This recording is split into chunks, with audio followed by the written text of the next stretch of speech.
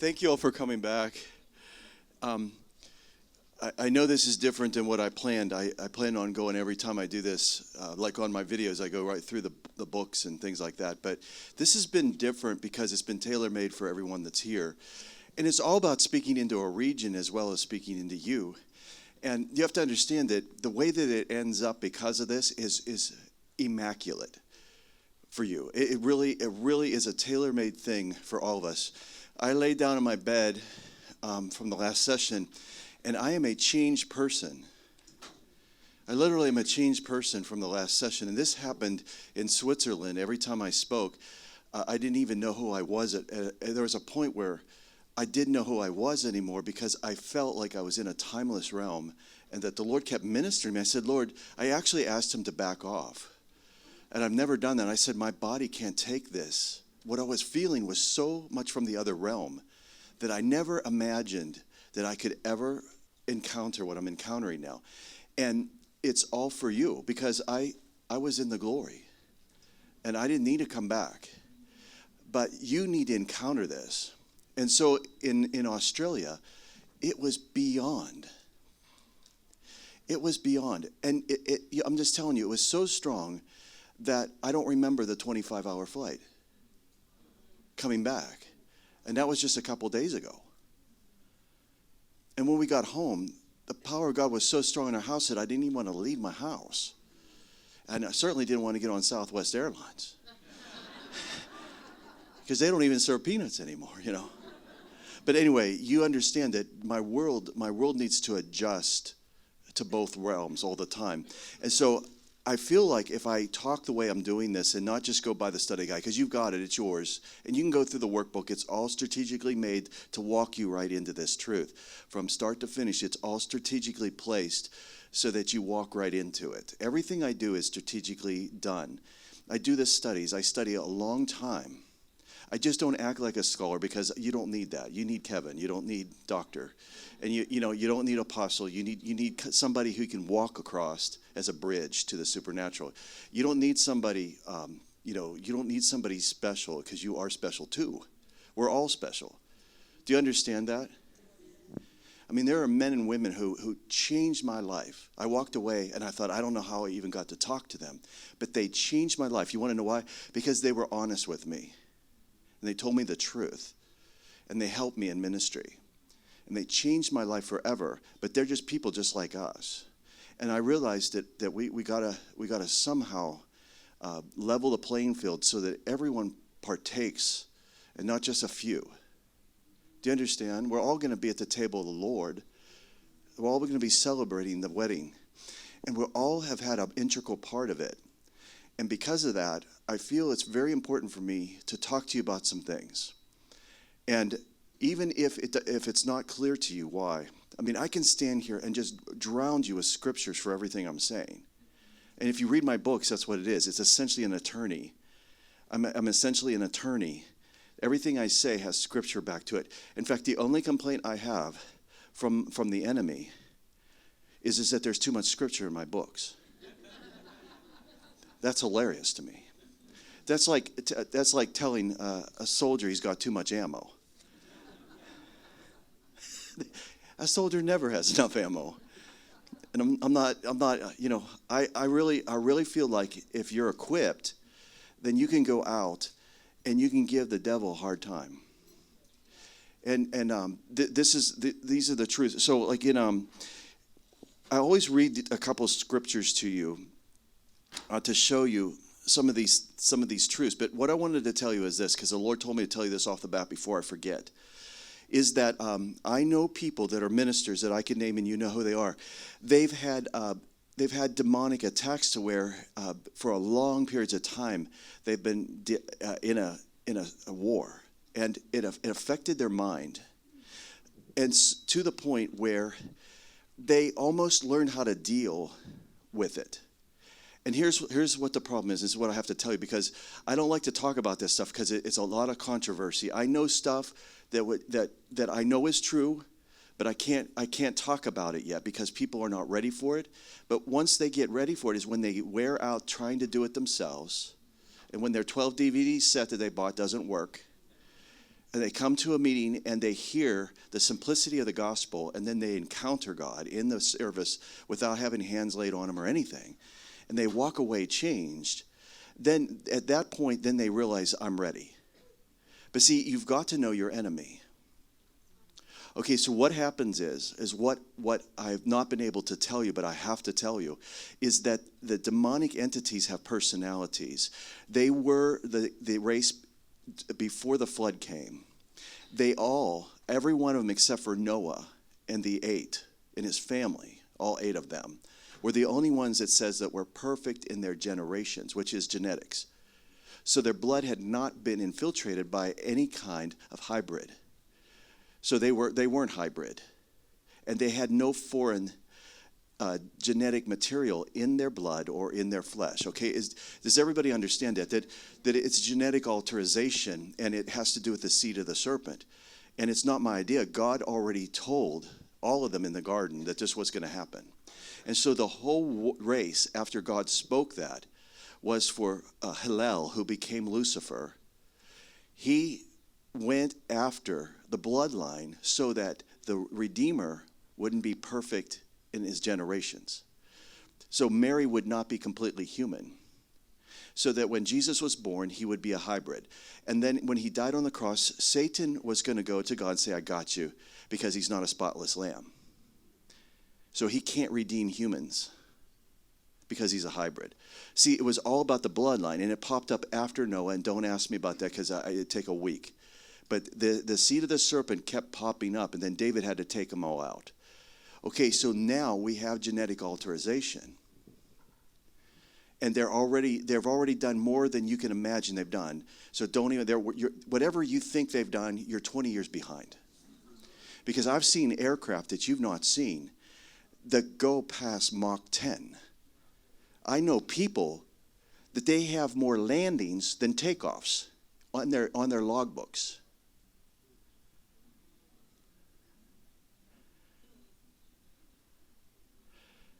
I've worked with people that say, I can't go on with this conversation because I get called in, and what you're saying, you can get killed.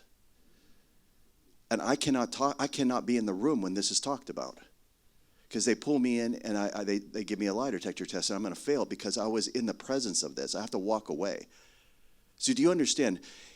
Don't test me in this. I have spent years of research talking to people that you'll never know about. People that even in their deathbed have told things because they couldn't kill them because they were on their deathbed. But I'm telling you, this world's messed up. And what you think is conspiracy, that's only the surface. So you don't even delve into all the conspiracy things because you will be overwhelmed.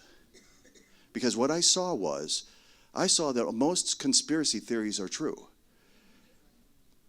And when I finish my research on certain things, and I talk to people that remain off the record to keep them safe, I didn't want to ask any more questions because I realized that the only way out of this is to be faithful to God and walk in the power of the Spirit. That's what I found out, is that the only way that I'm going to win against the devil is by pulling him into God's ring and beating the living daylights out of him. But I can't let him pull me into his ring because he doesn't play fair. Everybody understand that? So you don't want to get hooked on drugs. See, the whole thing about getting hooked on drugs and alcohol and pornography and all that stuff that I can name, those things do not send you to hell.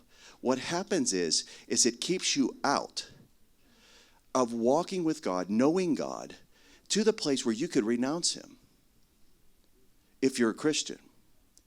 But he keeps everybody dumbed down in the world so that they never come to the full knowledge, because a sober-minded human being who decides what he wants, it's hard to stop a person like that. So if they are not a Christian, it's really hard to stop somebody like that. Look how people get into power. So God came down and confused the languages because he said, if we don't stop them, anything they imagine they'll be able to do. Well, what would get God to have to come off his throne and do that? Because those people had unity. And they had an imagination that anything they imagined, they could do. Well, do you understand that the Lord wants me to talk to you about this, even though I want to do my nice little study guide? But do you understand, you really don't understand sometimes what's going on with you. Because you don't understand that it is darker than you think. And people say, well, Kevin, there's not a demon behind every tree. And I say, you're right, there's 5. And it's easier to take the tree out. So I take the tree out that they're hiding behind. I'm just telling you the truth. I mean, I know I was told not to tell this. I told someone, they said, please, that people are not ready for this. I said, yeah, but they're all getting beat up. And I said, Christianity is a laughingstock to the world. It shouldn't be. It should be where everybody is waiting outside to get in here. And people should be getting healed. I should be hearing bones popping right now. I should be seeing tumors on the floor that were in your body. That's where my faith is. That's the God I met. Jesus Christ, he is the Lord over cancer. He is the Lord over everything. Every demon that's listening to me right now mocking me. There are people in this audience mocking me. The Lord's already let me know. Now listen to me. When a demon leaves your presence that has been with you for a long time, and you could be a Christian, but he is around you, he is indoctrinating you to the point where you think this is you. So after a while, you get tired and you give up. And you just relinquish the fact that you need to take drugs, you need to drink alcohol to ease the pain. And it's real, what you're going through. However, that is Satan trying to dull you so that you never get delivered. So if I compromise, then I rob you. See, if I compromise, I rob you. If I hold back, I rob you. Okay, so Jesus couldn't hold back, but they killed him in 3.5 years of ministry.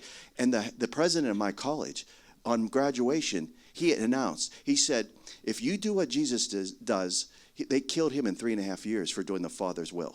He said, if you do the Father's will, you won't last long either. That was my commencements. That's what my commencement I was like, I'm like, you got to be kidding me. Because the two things that were not told to me when I gave my life to the Lord, they don't tell you, congratulations, you're drafted into a war. And number 2 is, congratulations, your life is not your own. They don't tell you that stuff. And so I spent years trying to figure out what is going on with me because I couldn't see into the spirit realm. So I would fast and pray. And I would get to where I couldn't speak in English anymore, and I wouldn't get around anybody. I wouldn't let anybody talk to me. I was a security guard, armed security at night, so I didn't have to talk to anybody. And if anybody came near me, I was just supposed to shoot them because I was the only one there. So nobody came near me. I'm just kidding, but you understand, like at night, there's nobody to protect you. It's just you. That's why I wore a gun. So if anybody was trespassing, they shouldn't be there. And so if I drew my gun, they said there better be somebody limping tomorrow morning. At least. Okay, so I stayed away from people. The reason why is I was trying to figure out if it was people, because I was praying in tongues just so I could tolerate people. And then God gave me a job where I was around 800 people a day that were crazy. Oh, that's you guys. I'm sorry. No. Do you understand? You understand it. The public, man, the public, it's not always fun because people have stuff. Okay, what I'm trying to tell you is your stuff might not be you. Because when the demons start leaving your domain, you're going to start finding that certain entities' personalities were leaning on you. And then when they leave, I'm serious, I know people, you would know who they are. They had to discover themselves again because certain things, when they got delivered, their personality changed because it wasn't really them. It was they latched themselves in the area of proximity to you. You're not possessed, but they have great influence on you, and it depends upon how much you give them. And if you're not able to get friends that are crazy and fight for you, with you, you got to have somebody from the outside as well that is not in your war. So a lot of times, like when I go to other countries, like when I'm coming here, I'm lambasting something here, man, I didn't even know was here. But I'm encountering it every service. It's so crazy. And see, what it is somebody coming from another territory can come in, and they're not lulled to sleep. They're not beaten down by the thing that's here. or wherever I go. So I come in and I'm all happy, skipping, knocking my water over. I'm just happy. And what happens is I can speak from the Spirit because I'm accurate at that. That's my job. I speak from the Spirit, and bam, all kinds of demons are flying, hitting the walls, and they're limping out to the car, waiting for you to get to the car because they can't stay in here. And some of them are hitchhiking to the next state. They're injured. They'll take them a long time to figure out what just happened. That's what happens in the demonic. Okay, but to you feel free. And you feel like you can just be yourself. Okay, but what you discover is certain things are not there anymore. You start to feel free, but there's certain characteristics about you. And what happens is Satan will make sure that if you are trying to be on time and be accountable for keeping your word, because when you give your word to someone to be at a certain time, you have to be like God. He keeps his word. And because you're wasting other people's time. So with me, if I agree to meet with you, I've only got a certain amount of time because I have 18-hour days. We only sleep about 4 hours a night because we literally work all the time. We had to pack the boxes, all this stuff. We had to do that. We had to pack them and ship them because someone else couldn't do it. So guess who stayed up all night? So I'm fasting and praying, writing the books, and then I'm publishing them, and then I got to pack them. And then if somebody's not at the table to be there for you, I got to be there at the table to sell them. And then I got to pack them. See, so I've had to learn. I've had to learn how to stay in there. But what I'm telling you is that I know people that when the enemy leaves them, they start being on time. They start being faithful. What it was is they're under an attack. And you know what I'm talking about. As soon as you commit to something, everything breaks loose as you're trying to get to the car. Those are demons. Because they want to slander you from keeping your word so that you're not an integral person. Because they're not. Does anybody hear me? Okay, so you understand, like at my job, if I was 30 seconds late, I got $1,200 fine because that's what my pay was for the week. I got fined $1,200. And at the beginning of my career, for the first half of it, I wasn't allowed to make it up. So I lost money if I was late. Is anybody here? So you only do that once. Because I go to work to make money. I don't know about you. But there's a group of people sitting on an airplane wanting me to be faithful because they already paid for their ticket and they're not even there yet and they had to pay in advance. And they're sitting there and they made it. So my company expects me to be on time. So I would show up early. And I actually donated about 3 hours a day that I didn't get paid for. And when I started the day, I was early because I learned that it was godly. Okay, but do you understand that everything that I just said goes for every area of your life? Satan will try to make you unintegral. He'll push you past what you can do. You'll overcommit. And so I'm telling you this. It's rigged in your favor, but you might have to back off of some responsibilities until you reach equilibrium and understand what is of God and what's not. You might be overloaded and you might need to back out. And once the demonic is cleared from your life, you have to understand that you live and move and have your being in Him, in God. And He is the one that's going to synchronize your life. Now, I could tell you so many things that would show the synchronization of God in my life. But it wasn't always that way. It seemed random, and that's Satan's device. So do you understand, even after I came back from heaven, I still had to deal with everything you deal with, but I also knew what was going on, and I didn't want the enemy to have any credit, any advantage, because they get excited when they make you trip, when they make you not succeed. They're trying to, do you understand? The war is with God and them. It's not you. You're caught in between because you're the apple of God's eye. You're the prized possession. So the fight is over you. Does everybody get that? So do you understand why the gospel has to start focusing on this? that we are the most valuable asset that God has ever purchased. We're the most expensive thing in heaven. There's no money in heaven. We are actually the currency of heaven. Because of the blood of Jesus that purchased us, we are the most expensive thing that God has. Do you understand that?